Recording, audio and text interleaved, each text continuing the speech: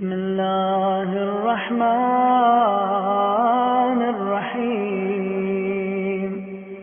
اللهم صل على محمد وآل محمد. سبحانك ما أضيق الطرق على من لم تكن دليلا، وما أوضح الحق عند من هديته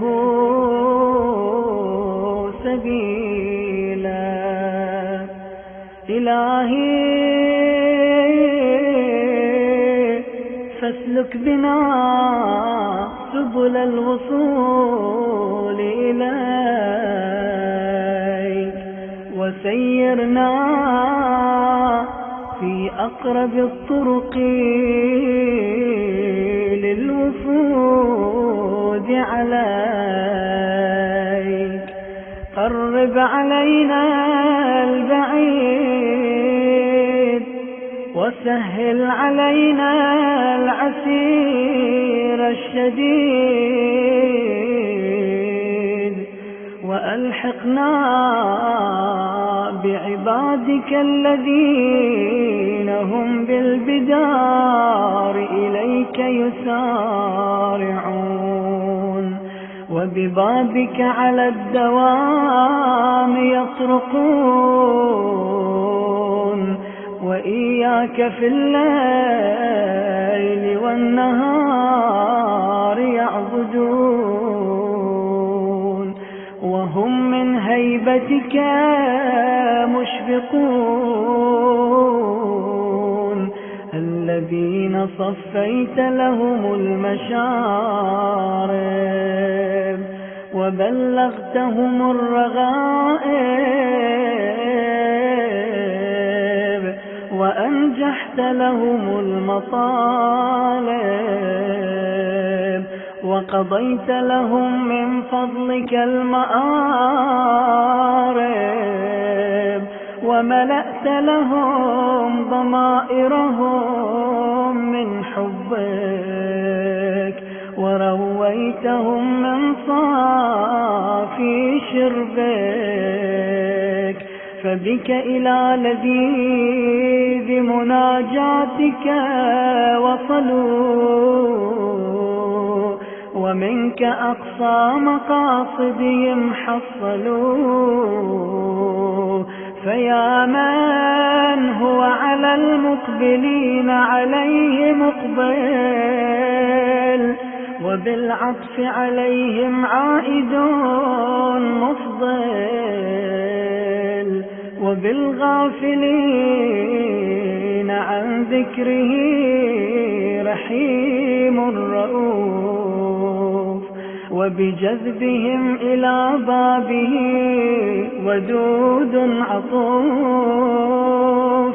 أسألك أن تجعلني من أوفرهم منك حظا، وأعلاهم عندك منزلا، وأجزلهم من ودك قسما، وأفضلهم في معرفتك نصيبا.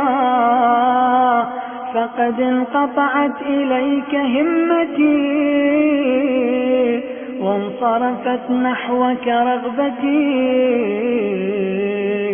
فأنت لا غيرك مرادي، ولك لا لسواك سهري وسهادي، ولقاؤك قرة عيني، ووصلك منى نفسي، وإليك شوقي، وفي محبتك ولهي، وإلى هواك صبابتي، ورضاك بغيتي، ورؤيتك حاجتي وجوارك طلبي وقربك غاية سؤلي وفي مناجاتك روحي وراحتي وعندك دواء علتي وشفاء غلتي وبرد لوعتي وكشف كربتي فكن أنيسي في وحشتي ومقيل عثرتي وغافر زلتي